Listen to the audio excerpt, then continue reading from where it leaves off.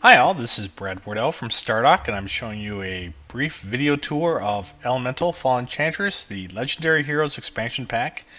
And what we're doing here is, so I'm going to just go over some of the cool stuff, and I'm doing this ad hoc, so there's no script, so forgive me for sounding like a dummy. So I've just started a game, and I'm playing with my custom Sovereign named Ashley as Altar. And you'll probably notice a couple immediate differences if you've ever played Fallen Enchantress, and that is we're modifying the user interface to be a little bit more consistent here on the right. The units themselves are now finally self-shadowing, so we've entered the 21st century there. We basically have gotten performance to a point where it's so fast, even though we're displaying thousands of units on the screen, that we can dress up the visuals a lot more than we have in the past. So I'm going to go ahead and settle. This tile looks like my best one. 5 grain, 3 materials, 1 essence. Alright, you're just going to pass through this cutscene. And what those for those of you not familiar with the game, essentially when you settle a city, you have grain, which determines how big your city can realistically get. Materials, which determines how much productivity you can get out of it. And essence, which determines how many enchantments you can cast on it. And I have 1. So I'm going to go over to my spell book and choose Enchanted Hammers, which allows me to build up a little bit faster.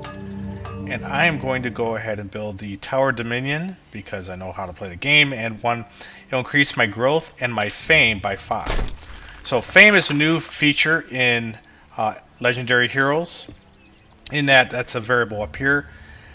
And what it does is it allows you, that's how you get champions. So that, instead of them just being around the map to recruit, which made a lot of the gameplay dependent on how good your map generation is. Now you build up your civilization, and in turn, you as a result, you attract champions come to you, and you have to select them. So let's see. I'm now researching technology.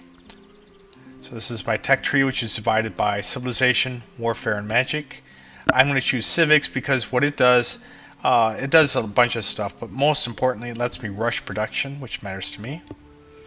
Now, one of the things you'll notice immediately is the graphics. If you've played Fallen Enchantress, the graphics just plain look a lot better. So there's some Twilight Bees over here. If I zoom in there, I'm going to build that because it will let me see if it has a tooltip. If not, we should do one. Yeah, it's too vague. So there's this is still a beta build, so I'm still going through here and looking for stuff we can improve on. But basically these special resources give you your city's access to special abilities. So now here's a bear cub. I'm going to show you what the new tactical battles look like. So when I zoom in here, the first thing you'll notice is that the units get into it right away. So now if you have ranged units, they would start back here. But so the difference is that in Fallen Enchantress, if I could go into a battle and just have ranged units and slaughter the other guys, whereas now if you don't have any units to protect them, your ranged units will get massacred. So I'm going to go ahead and kill him. There's a bear cub, so not exactly super tough.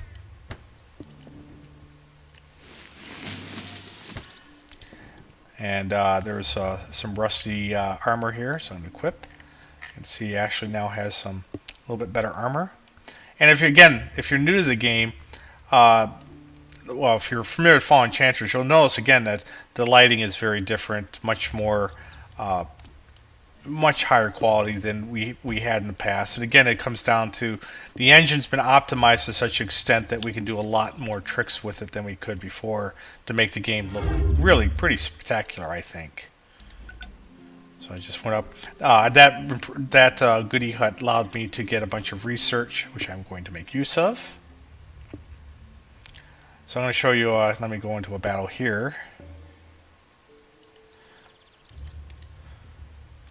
So again, as you can see here, the units start out quite a bit closer.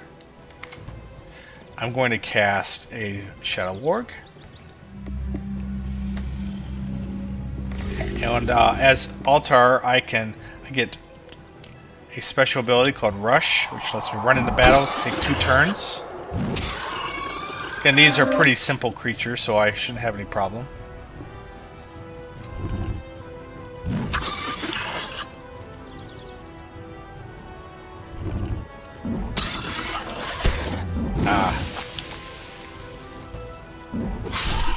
Now you may saw 2 units just struck there. That's a new swarm mechanic, and this was actually came from the Penny Arcade forums, where the people had said, you know, if instead of having just champions dominate, why don't you make it so there's a benefit if there's a bunch of little units around? So there's a little bit of a bonus if you have multiple adjacent units when you attack.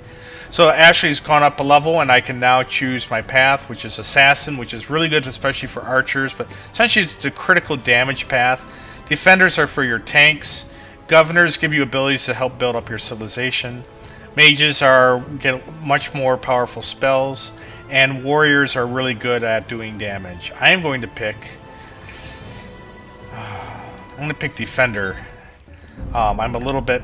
Oops. I just also that battle also gave me access to choose either a particular champion. So let's see. I usually go by trying to get complementary skills and spell books. So in this case, I already have this book, so I don't care.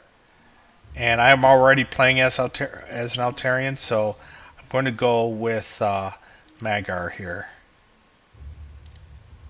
So there he is. I have him come over and join me.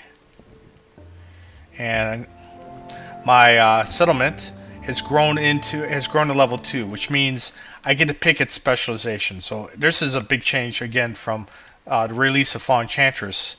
Fortresses give you a lot more production, but much less gold. Towns give you a lot of gold, and conclaves give you a lot more research, and not to mention more access to magic stuff. Now, every player is going to give you a different bit of advice. I don't have a particular suggestion. I like conclaves because I'm what you call in strategy gamers a boomer. I like to build up late and then come out of nowhere.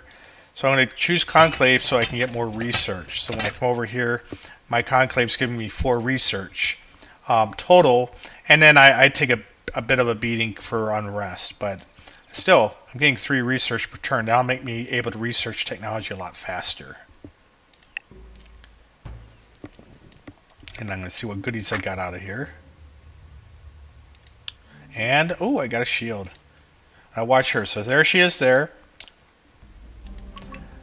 So those of you in game development can probably appreciate when someone comes to us and says, well, how come your graphics aren't as good as, say, name the first person shooter of the day? And it's like, well, we have to manage thousands of units, and each one may have their own unique graphics here. So like I can come over here, go to equipment, and be customizing her. And you can do this pretty much with every type of unit in the game in one way or the other. So again, one of the things you may not notice in this video because of the resolution difference is that there's just the shadowing is just a lot better. I've been working on version 1.3, improving the AI, and then you come to this, it's like, whoa! It's like going to a sequel or something, even though it's just an expansion. So I'm going to build a study. That will increase my research further. Again, I'm a builder. Let's see. And there we go. So that's just a brief preview of Legendary Heroes, and I've only touched the surface. This is supposed to go into beta on Steam and elsewhere next week, which is very beginning of March. You can visit us at www.fallenenchantress.com. Thanks a lot for watching.